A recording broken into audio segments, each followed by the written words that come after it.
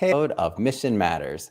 My name is Adam Torres, and if you like to apply to be a guest on the show, just head on over to missionmatters.com and click on Be Our Guest to apply. All right, so today I have Brian Will on the line, and he's a business consultant and author of The Dropout Multimillionaire.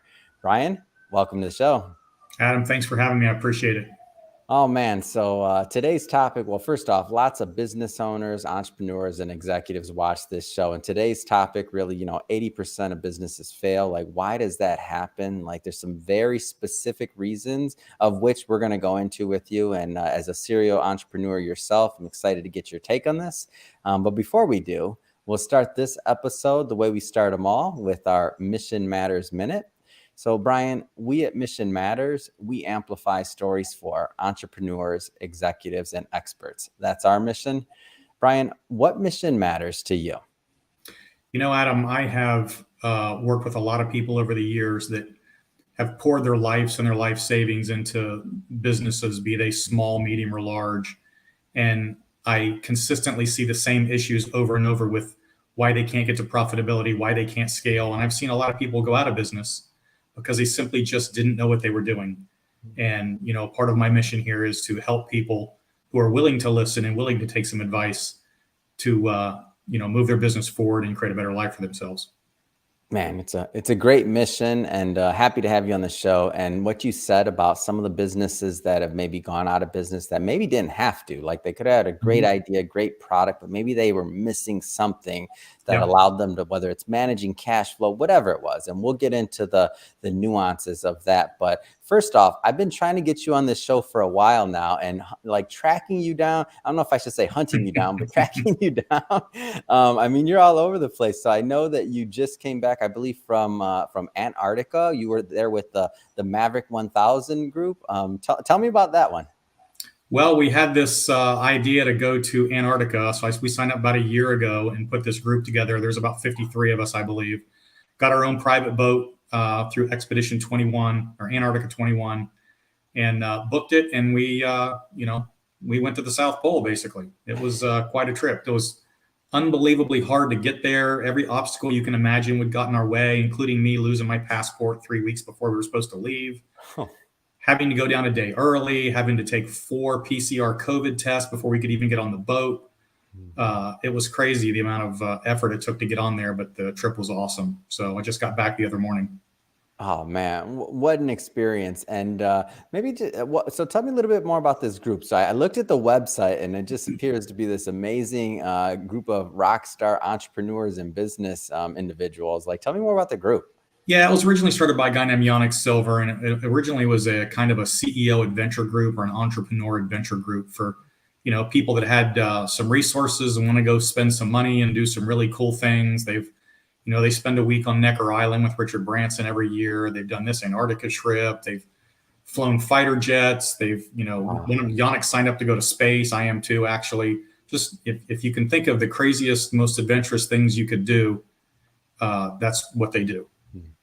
What do you feel drives like entrepreneurs, especially to groups like this? Because I find that, is it the adventure? Is it the camaraderie, a combination? Like, what do you think that draw is? I kind of coined this phrase when I sold my company about 15 years ago. And you ever hear people talk about the things they want to do in life someday, but they never actually do them?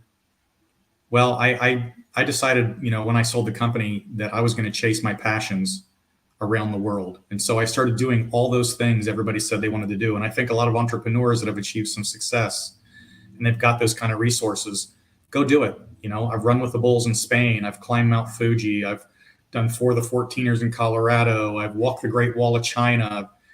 I've cage dive with sharks in South Africa. Just all those things that everybody goes, wow, you did that. Like, yeah. And now I've done the polar plunge in Antarctica. So. And the polar plunge, for context, for everybody that doesn't know, I believe that you jumped in, right? We jumped off the side of the ship, 34-degree water, icebergs and glacier behind us, and they had us tethered to the boat so we couldn't get away, and they drug us back in.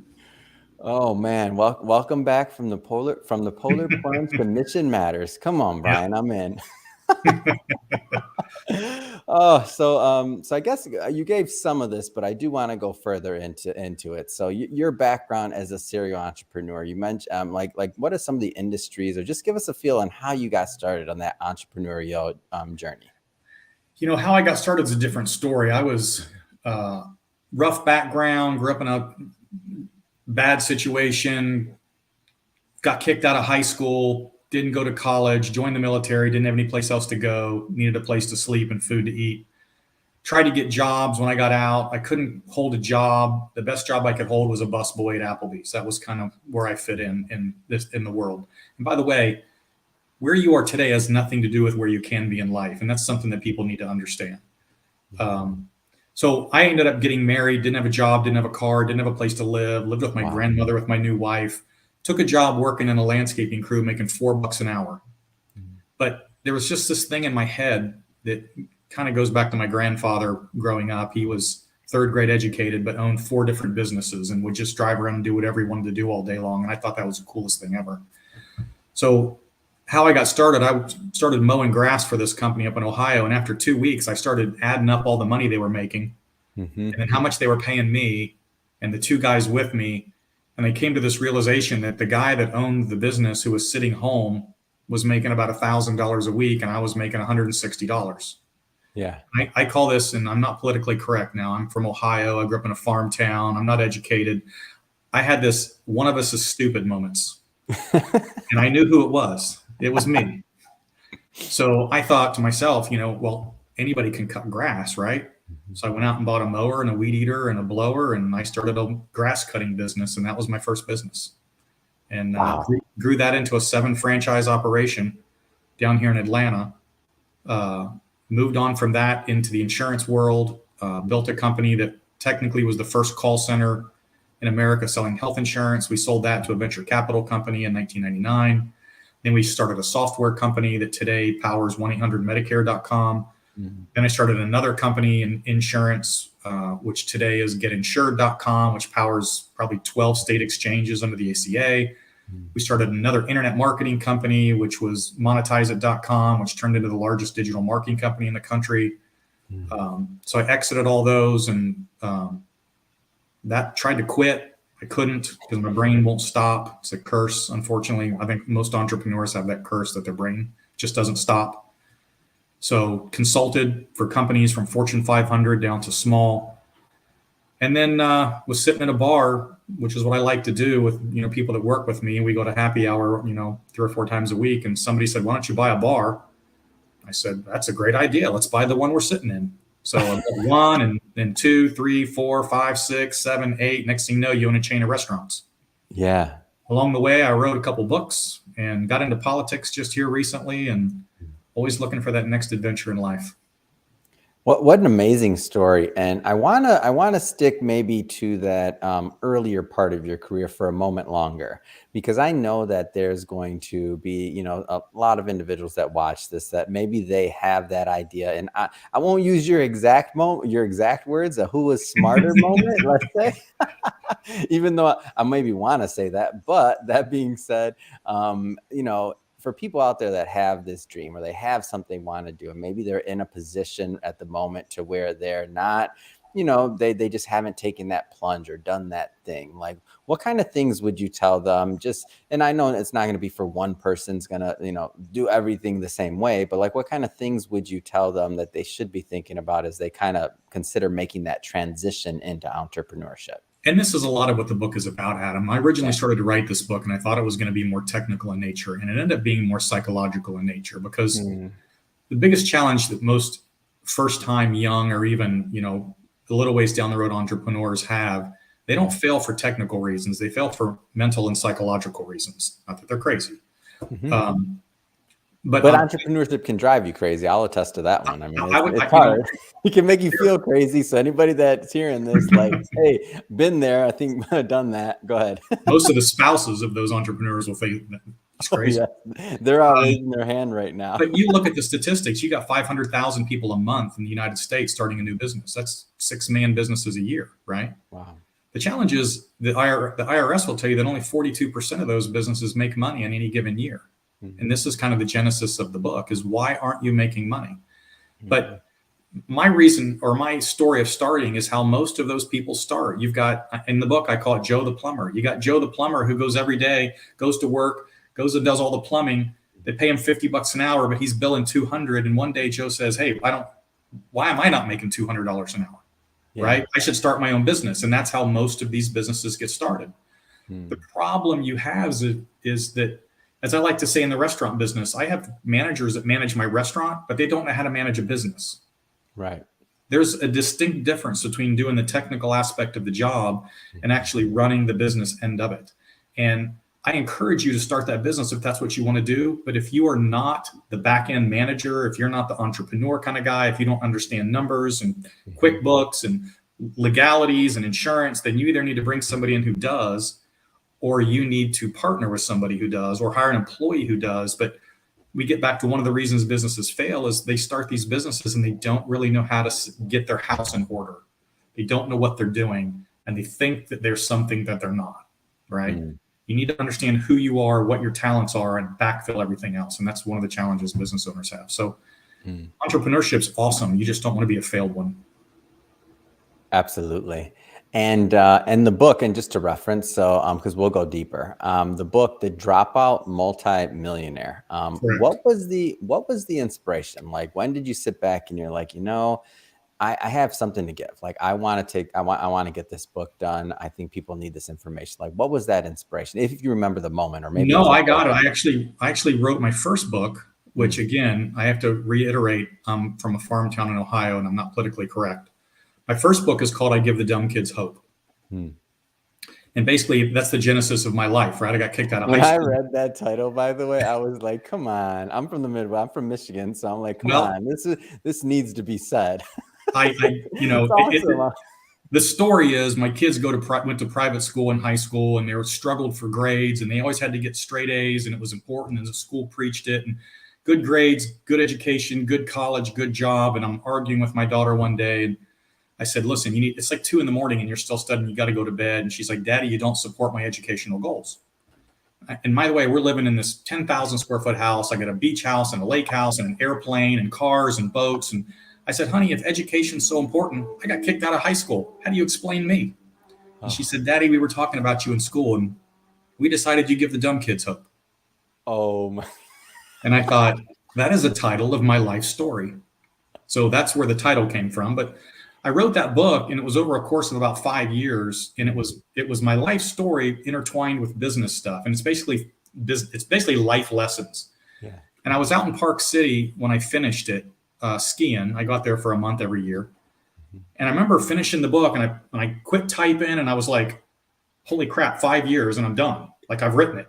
That's the first draft, by the way. It took another 6 months to finish, and I remember I went to dinner, and I'm by myself, and I'm sitting at dinner at this place in Park City, and I thought, I'm not done writing. That's personal. I need to write a book about all the business lessons that were in there, but write it specifically for business and for business people, because people call me all the time and ask me questions, and I should just put all this stuff that's in here into this book. And so I sat at dinner that night and pulled my phone out, and in 30 minutes, I wrote 100 topics on what I wanted to put in the book, just dictated on my phone, went back after dinner, sat down and drew an outline. And 6 months later, the second book was done. Wow. So first book, 5 years, second book, 6 months. 6 months. Yeah. And really 6 months is really probably 20 days. Yeah. Because I tend to not be able to write when I'm home. I have to go someplace else and do it where I'm not distracted. Yeah. And the book specifically, or books in general, meaning there's different ways to tell a story, like, video, obviously we're doing that right now, podcast, a lot of different ways. What was the significant, and I may sound biased as a publisher. I love books. I love the paper. I love the whole experience. I mean, I grew up with books. That's my thing. And that's why I'm in this business as a publisher. But again, that's my bias. I'd like to hear from you. Like, what was the importance of putting it in book form, this story? The first book was really originally written as a story for my children and grandchildren when I'm gone, so they could say, this is daddy or granddaddy, and this is this. And I wanted to pass these life lessons on to my children. The second one was really the genesis of this consulting thing. So I've had people, since I've written it, and I just released it this summer, and they will say, well, we'd like to talk to you. I'd like to talk to you. Can you help me? And my first answer is, sure, read my book. Yeah. And then we'll talk. And it's interesting because I'll give you an example. I just had a young man call me last month, and he said, listen, I read about you. I live near you. I've been to a couple of your restaurants. I own a restaurant. I think it could be the next Moe's. Will you sit down and talk to me, please? And I said, absolutely, but read my book first, and then we can talk. Yeah. He said, deal. So I met him a week later, and I remember sitting down with him at the restaurant, and I said, how are you doing? And he goes, to be honest, I almost canceled our meeting today. And I said, why? He said, because I know the first question you're going to ask me. And I said, what is that? He goes, you're going to ask me where my numbers are because you want to see them. I said, that's exactly right. Do you have them? He goes, no, I don't have any numbers. I don't keep a set of P&Ls for my business. And I said, how do you expect me to help you if you don't even know what you have? There's nothing I can say to you right now that has any bearing on your future. And by the way, you're telling me that you need investors and you're going to build Moe's, but you don't even know if you made any money last year? Yeah. That makes no sense. I said, we're done, not to be mean, but you need to go figure out your P&Ls. You call me when they're done, and then we can have an honest discussion. And he said, fair enough. Oh, so, it's great. It's great. And it makes sense. And I think the ability of, as you make this content, the ability to help more people, like there's only one of you. It doesn't matter. Like there's only one, you can't always have that one-to-one connection. In this case, it was a great scenario, perfect storm. Right. But I always tell people, and I talk about this pretty often, the idea of mentorship or things like that is when you think of a mentor or something, a piece of content can be a form of mentorship. So something like a book or a message or a keynote or something that you listen to, like you have access to, in my opinion, the best knowledge today through books like yours and people that are going through it present day. But then you also have history, like people that have gone through it in the past. So between those two things, if you're really diligent about it, like possibly you have a better chance of not becoming one of those statistics of the businesses that maybe don't do so well. Listen, there are a couple of entire storylines around what you just said, but I'm going to give you the very short one. Yeah. And this was told to me 20 years ago, back when I was a very young entrepreneur, not making any money, didn't know what I was doing, which is most entrepreneurs. And this person said, Brian, the difference between you today and you 5 years from now is going to be the people you associate with and the books you read. Yeah. And today we can add the podcasts you listen to, but it's what you're putting in your head that's helping move you forward or backwards or go nowhere in life. So yes, books, people you associate with, podcasts you listen to, this podcast right here, this is something you're putting in your head that's helping you become a better person at whatever it is you're trying to do. So if you don't do any of those, you're not going to change. You'll be right where you are in 5 years. Let's go. So you gave one thing, and I know there's more. So you talked about like know your numbers, right? Your P&L. You gave a great example of that. And if you're watching this right now, and then you're in that situation, it doesn't mean it's the end. It just means you have to fix it. Like you have to do something about it. Like you know what you need to do. Listen, if you have revenue, everything else can be fixed. Even if you're losing money, if you have revenue, you can't fix revenue a lot of times, but if you have revenue, everything else can be fixed. So, yeah. What are some of the other things? So the other reasons that maybe businesses failed in your experience or that you've seen? These are me a little bit deep, right? Yeah. So, and I talk about this in the book, and my books, by the way, are nothing more than a culmination of everything I've put in my head over the last 55 years, right? So the first thing you need to understand, and it's really chapter 1 in the book, is what I call your personal filter. And your personal filter is essentially the decision-making part of your subconscious that filters every bit of data or information that comes at you and accepts it or rejects it instantly. And that's what helps you make decisions. So you're a child, your parents teach you, that goes in your brain. You get into school, your teachers teach you, that goes into your brain. But what your teachers are teaching you, by the way, came from their parents and their education and their friends. And then you have friends, they try to peer pressure you, but that peer pressure comes from their parents, their teachers, their education.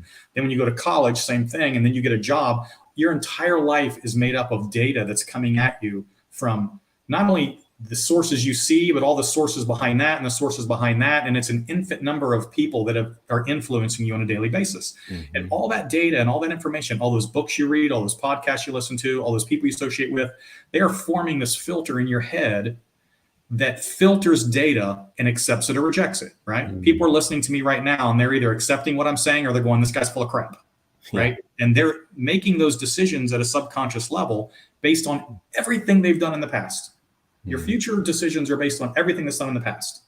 The problem is, if you've never been in business before and you've never been successful at what you're doing, you literally have no idea how to make the proper decisions to make you successful in whatever venture it is you're doing. You have no idea. So you're best guessing it, right?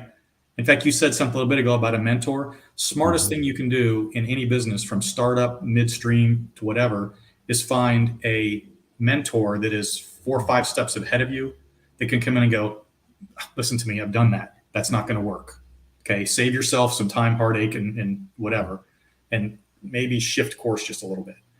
So find a mentor. But that decision-making ability that's in your head, and I always use this example, Adam, do you know people in your life who you're like, that Susan, everything she touches turns to gold? Like, oh, this, yeah. We all have that. And do you know other people and you're like, dude, Jim, you can't win to save your life. Like, so bad. You're Job out of the Bible. Like, everything's wrong. Yeah. Those people are where they are because of what's in their head. It's the decision-making process. It's the filter that accepts or rejects information that makes them more successful or a bigger failure. The more you fail, you become a failure magnet. The more you succeed, you become a success magnet. The old adage that the rich get richer and the poor get poorer, that's true. You know why? And this gets back to the question. I pose this question to you. Think about Jeff Bezos, multi-billionaire, Elon Musk, Bill Gates, Warren Buffett. You know the difference between them and, say, anybody listening, or you or me? What's the difference between me and all of those people besides the $1 trillion? Yeah, I was going to say a lot of money, but other than that, go. It's the way they think. Yeah. That's it. That's the only difference. The only difference. We're all human beings. We got arms and legs and we think, and the only difference is the way they think. They think at a level that we can't comprehend, and therefore they have success at a level that we don't have. And it's not necessarily because they're smarter than us. It's just a thinking process, right? So if you need to think better, find somebody to help you do that. Here's the other example I'll use. You're familiar, you have an iPhone by any chance? Actually, before that step, I want to, if somebody's filter is off, is there hope for them? Like, is there hope? I'm going down that road with you. Okay, go ahead. I got an iPhone. Yes. Okay. Who makes iPhone? Apple. Apple makes iPhone. Actually, that's not true. Foxconn makes iPhone. Oh. People don't know this. And Apple buys it from Foxconn and sells it to you. Apple creates the programming inside the Foxconn, but that's a different story. But Apple makes iPhone, right? $3 trillion company, huge. Do you know the CEO of Apple? No. Tim Cook. Tim Cook runs the biggest company on the planet. Probably a pretty smart guy. Yeah. Right? You know, Tim Cook has a board of directors. Oh, yeah. And do you know what they do? They come in every quarter and they're like, hey, Tim, what are your issues? What's going on? What's the direction of the company? What are your thoughts? And each one of them says, well, based on my experience, based on my background, and based on my filter, this is my input into your decision-making process. And the next one says, this is my input, this is my input. And Tim takes all of their inputs, all of their filters, combines it, and it helps Tim make better decisions for his company. And they've created the biggest company in the world. And then I look at a young entrepreneur and I say, if Tim Cook needs a board of directors to help him make decisions, what makes you think you can do this all on your own? Wow. So your question is, what do these entrepreneurs do that don't have the success filter? You get a mentor. You join a mentor group. You join a CEO organization. Put yourself in front of other people that have experience that can help guide you to making the correct decisions. If you try to do it yourself, much, much harder. So you don't have to go at it alone. That's the point. And you shouldn't. You shouldn't. You should not. Like that whole lone wolf, like they did it themselves or they're doing it themselves. Like, so that's kind of a myth, right? Like nobody builds anything of great significance or wealth or anything like that by themselves. You need people. Let me throw this, and I love this part of the book. Hmm. You ever heard this statement? 80% of the time, I am 100% accurate. Yes. Okay, that's a joke actually from Anchorman. Will Ferrell said it in one of his movies, but there is always going to be an outlier situation where somebody's going to come back and go, oh, but I know this guy, Bill, and he did it all on his own. Okay, well, Bill's one guy out of the 6 million last year and 5 million failed. So Yeah. maybe you're not Bill. Yeah. Maybe you should take more of a structured, more successful approach to what you're doing in business and find somebody to help you. And it doesn't even have to be somebody that, people ask me for advice all the time. I give it to them for free. Yeah. I'm not going to do it long term, but there are people that will help you that isn't going to cost you a fortune if you're young in business. So you need to find somebody to help you. It's great. And so kind of staying on this theme. So if we have, so number one, we talked about mentors, we talked about your filter, about, getting other people to help you. What are some other things reasons why that maybe some businesses fail versus succeeding? Like, give me some more. I'll give you a couple more. Part of it's going to tie into number one, and it's going to be an ego problem. Okay. Entrepreneurs have egos. They have egos that makes them think that all their decisions are good. I watched Dave Ramsey the other day on TV. You know who Dave Ramsey is? Oh, yeah. Super successful guy, right? Yeah. And he said, you know what? 80% of my ideas don't work. All you see, though, is Dave Ramsey. Super successful. But 80% of his ideas don't work. He doesn't have an ego that keeps him from admitting that all his decisions aren't the right decisions, so he has other people help him. If you're a young entrepreneur and your ego is to the point where you think everything you think is right and you can't take advice from other people, you're probably going to fail. So ego is a big problem. And the other one is really the numbers, and we talked about this earlier. Yeah. You would be surprised, maybe you wouldn't, but you'd be surprised how many people that have a business don't know their numbers. They don't know how to run a P&L. They don't have any form of QuickBooks. They don't know what their ROIs are on product lines. They don't know what their salespeople are doing. They have no idea. They're just out there doing something, thinking that if I do something, and it's going to be okay. Yeah. And that's just absolutely not true. And this, by the way, doesn't just apply to small people.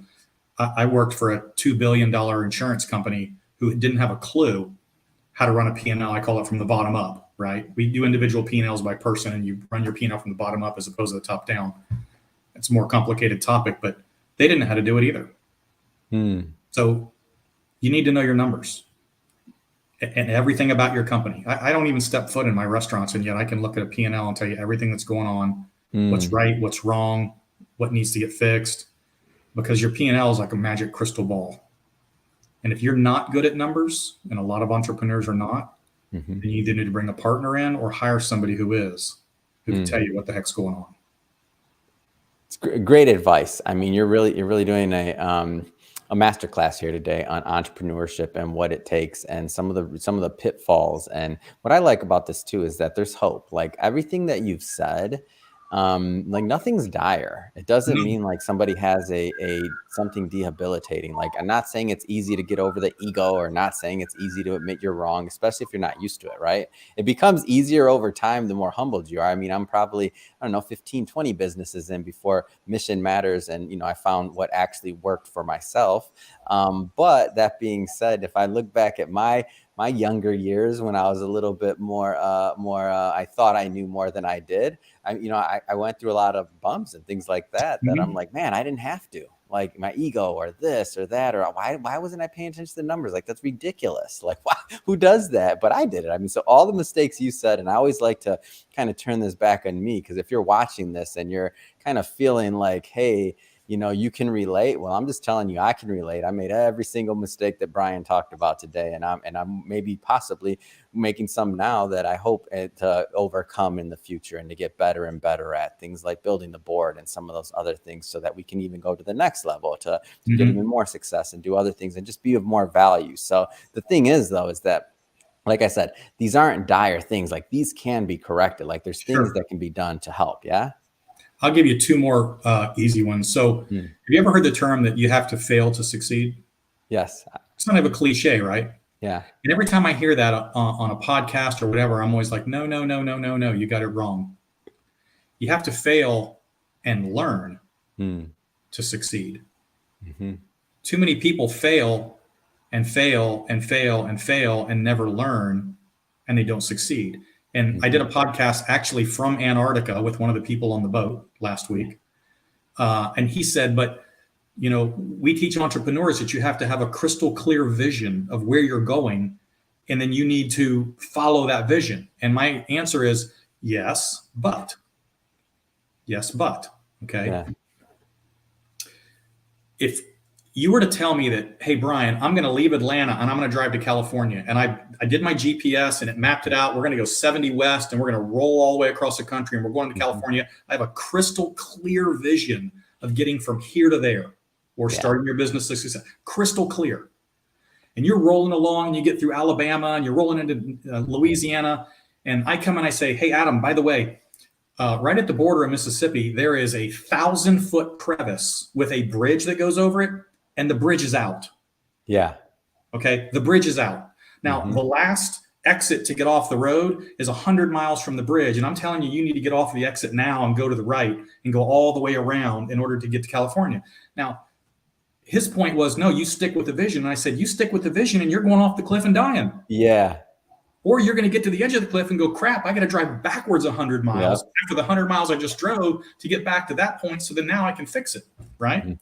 Crystal clear vision doesn't mean you don't improvise and adapt along the way. Yeah. You're still going the same direction. You still have the same end goal. But as Mike Tyson says, everybody has a plan till you get punched in the face. Yeah. Right. Sticking and moving and doing this and keeping up. That's how you get there. Right.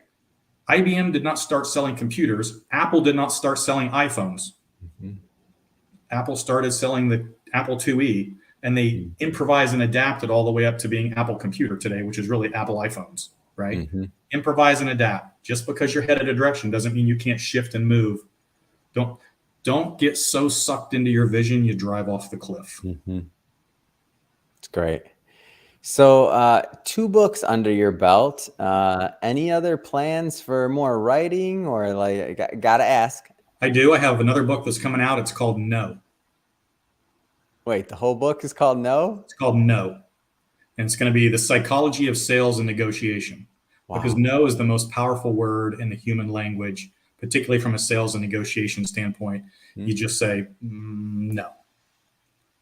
And I've got stories in the book about negotiating deals. And the joke is you say no and you just sit there and stare at somebody until they say something. Yeah. And they've lost the negotiation. Right? Richard Branson says in one of his books, if your first offer doesn't insult them, you've offered too much. Right?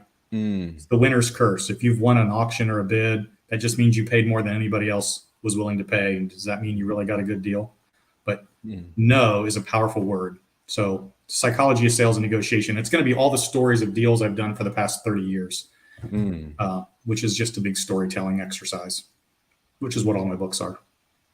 That's great. I mean, it's a catalog. It's building. It's a catalog. And I know with the first one, it was part of maybe the legacy leaving to your family, of course, so that they know who you were. But I feel like this whole catalog is a legacy, not just for your family. It's just grown. Like other people can benefit from it, benefit from your knowledge, your success, and where you're going and your thoughts, which is one of the most things that I like about books and kind of just that format of passing things down. So I think it's awesome. So Brian, I know you got a lot of things going on as a business consultant as well. We've been talking a lot about the books up to this point. Maybe let's spend a little bit of time just talking about maybe the types of companies you like working with or what you're doing on the consulting side. I have long said that if you know how to run a business, then you know how to run a business, right? My background was landscaping, insurance, software, and restaurants. These industries have absolutely nothing to do with each other. Yeah.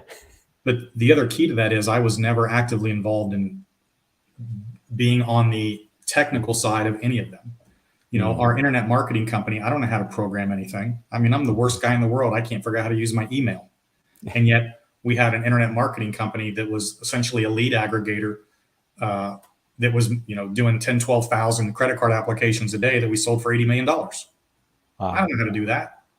I own a restaurant chain. I don't know how to cook. I have a stove downstairs I haven't used in 5 years. Never even opened it up, right? Don't know how to make drinks. Don't know how to serve tables. Don't know how to do any of that. I remember when we started the software company for selling software to insurance companies, I was like a landscaper 2 years ago. And here I am in a boardroom at an insurance carrier trying to sell them a software package that we hadn't even created yet, by the way. We're selling them like blue sky. And I'm looking at all these C-level people and just talking away. And I was thinking to myself, I was mowing your grass a couple of years ago, and now you're about to spend a couple $1 million on software with me. Yes. So business is business, Adam. And business is P&Ls, it's spreadsheets, it's understanding your numbers. That's the business end. I can hire people who know how to do the technical part. So from a consulting standpoint, I can pretty much consult for anybody in the sales, marketing, and management end of things.